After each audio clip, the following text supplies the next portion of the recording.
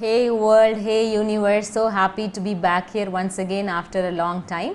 So there were quite a few requests, especially after I did the last episode on the importance of writing. So people said, why don't you talk about your journaling habits so that we can see what we can learn and what we can adapt through this process. So this one is for all those guys who had requested for my journaling habit, okay, to know more about my journaling habits. So now that we are at the end of 2020, we have only 6 more weeks to go. I think it's really important to understand this, because by diving deep into this practice, I have all my different sorts of journals that I have done over these years kept, and I'm going to talk about it, how my journaling habit evolved over a period of time.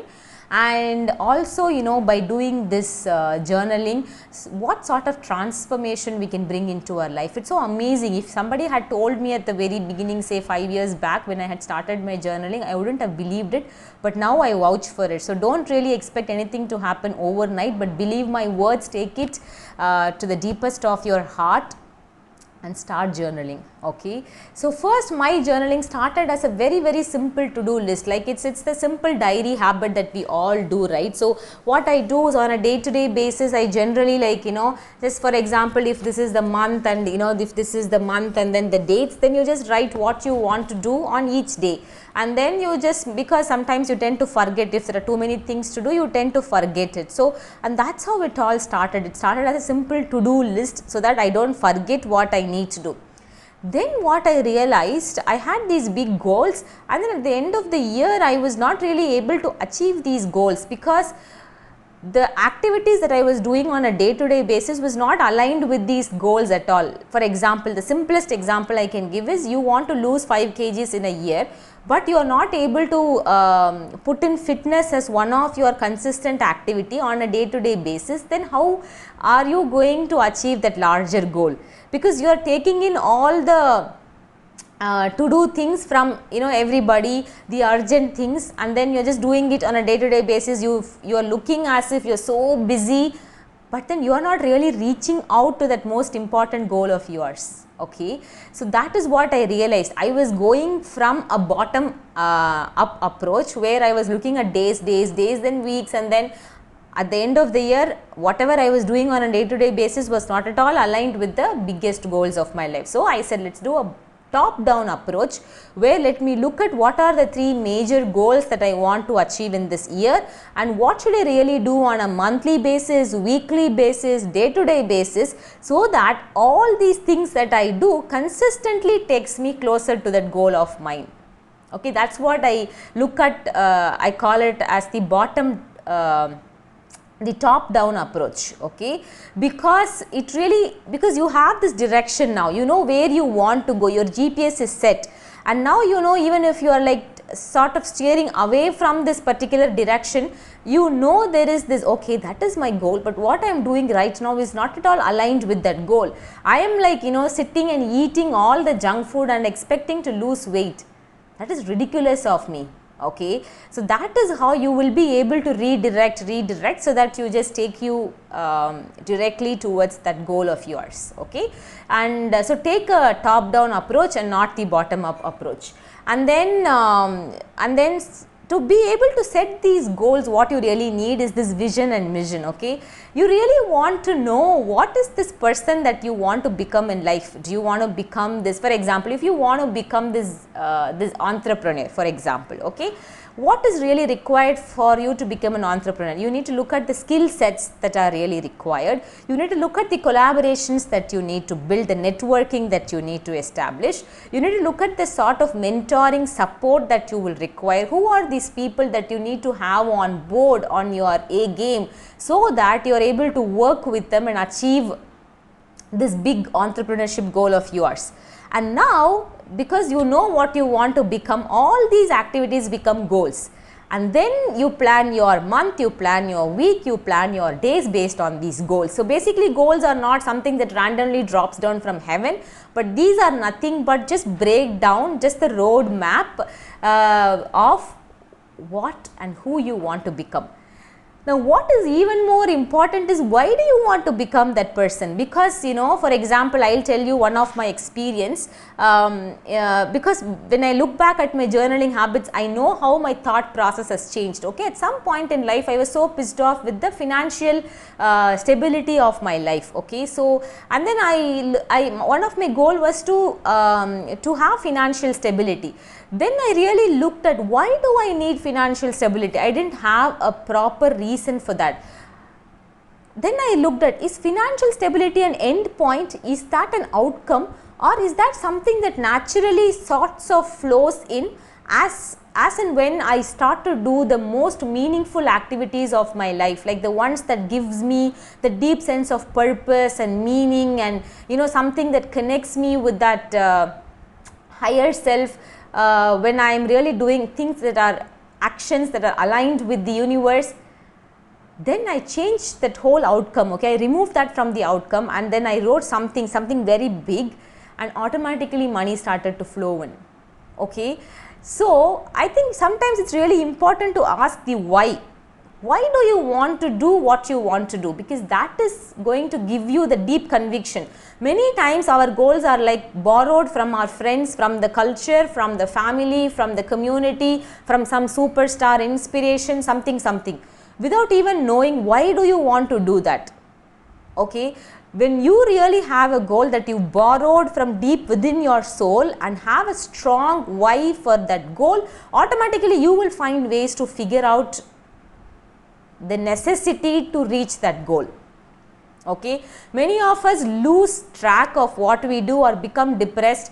Even when you are doing things that are meaningful, there are chances where you become depressed, things will go uncertain, things may not go in the right direction. But because you are doing something that you value the most, you will sort of pull yourself up from ashes and then start to do things. Especially this 2020, it's been so uncertain. None of us have been able to achieve these major goals that we've set.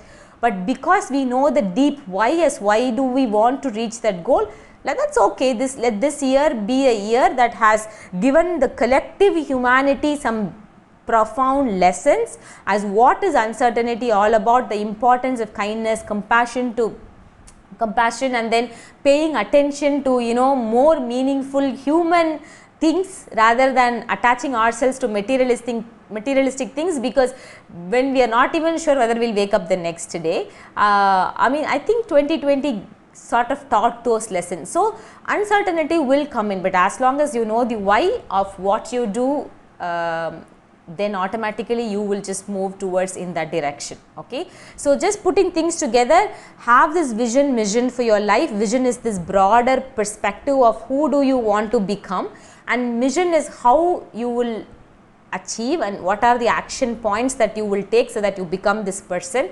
And you also understand the why. Okay, why am I actually aspiring for this big dream of mine? And then put your goals so that you really move closer towards your vision, and split these goals into quarterly goals, monthly goals, weekly goals, daily goals, and make sure that you always stay aligned with this bigger dream, the outcome that you want to achieve.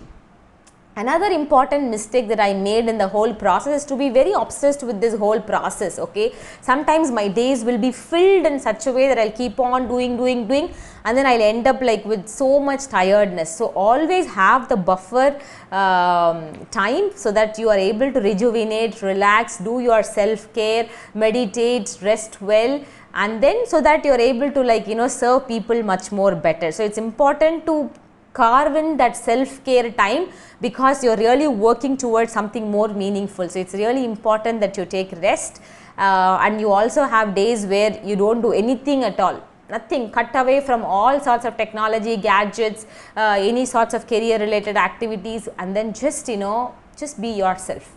Okay, so I think it's important that you carve all these timings even into your journal. Now what I'm going to tell you is that I'm going to talk about some of the journals that I had used. Okay, so you could either pause the video here and listen to it later if you want to, like, observe these points that I had shared, or you could just continue listening. Okay, so now I'm going to move on to the types of journals I had used. So the very first journal was more like just like a regular diary, where on a day-to-day basis I wrote things. Then I moved on to, I'm going to give these links. I moved on to what I would call as the success planner. Okay, this is it's called I Can, I Will. So this planner actually brought in a lot of transformation to my life, because this planner helped me to prioritize things. It will tell you whenever you put something, it will ask you whether it is a high value activity or a low value activity, so that you know, okay, what you are doing. Okay, then you have to set goals for body, mind, soul, family, business, relationships. So it will help you to look at all aspects of life with much more meaning. And more than that, it will also, there's something called worth of my minute. So you just put in your earning per month, number of working hours, and look at what is your worth every hour, because at the end of the day, time is money. So how will you are able to use that time? Because for example, if this calculation tells you that your worth every minute is, say, 500 bucks, okay, then if you are wasting a minute, you are wasting 500 rupees. Okay, so this will actually sort of nail into your mind the importance of time and the importance of minute. Sometimes when your salary is not really good, and then your worth is sort of very is showing up like a low money value, again you are not that. Okay, you have to now, that is the point where you realize, okay, so I need to now re-look at my financial worth, and then I find a career, or I raise up in my career in such a way that my worth is being taken care of. So it's going to give you meaning in both ways. It's going to tell you what is your worth, and if you feel that your worth is so less, then it's you have to rework on your time, and then look at how you can become worthy of that time. Okay, so that's what this journal is all about. I'm going to give you that link. You can look at if you want to buy this for 2021. The next important journal that changed my life, I should say, was this Tiny Change Planner. Okay, in fact, this is something, in fact, I've got the planner once again for 2021. I've been using this for the last, I should say, 3-4 years, and I would gift this to people as well. So this Tiny Change Planner is something that changed my view towards life, because it really gave me it made me understand my core values. It helped me find the quality of my life in various realms like body, mind, relationships. So you can actually grade the quality. You can write the key learnings from last year. You can put the road map for 2021, the next year, and then you can plan the whole week in half-an-hour slots. Okay, how does your day should look like, your week should look like, and it also gives you these nice little spaces at the end of every month, where you are looking at whether you've been able to achieve things that you wanted to achieve, what you should not be doing, what you should be doing, and how has been your quality of life every month.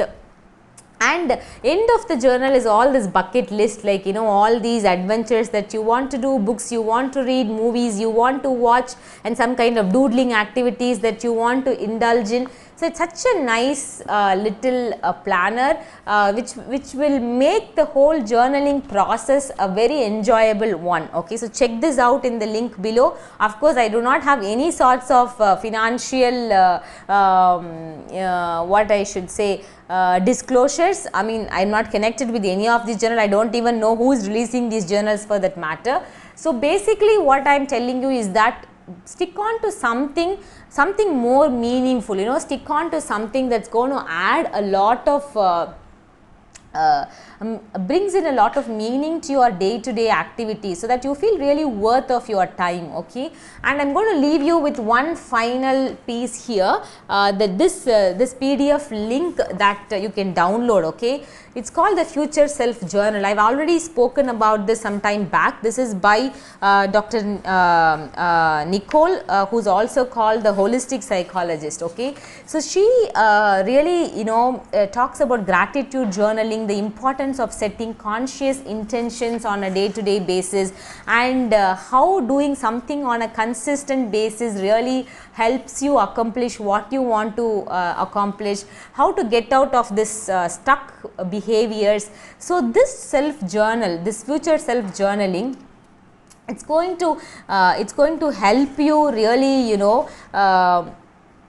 it's going to help you get kick started with the whole process of journaling. So these are printable sheets that you can print it, and then you can just do it consistently for 30 days. Because many of us, I've seen people buy expensive journals and then not even fill a day, or maybe they'll fill a day and then how we pay annual membership to gym and then not even step into the gym. Likewise, people buy expensive journals and I've seen people not even filling it in. Okay, and that is not the whole intention of this process. It's really having the discipline and courage to make sure you stick on to your goals no matter what happens. Okay, even if somebody tells you that there's going to be something massive coming up, like like this whole uncertainty that is around, you are still like, okay, but now I have this moment with me, let me do something more meaningful in this moment. I think that is what is discipline all about, right?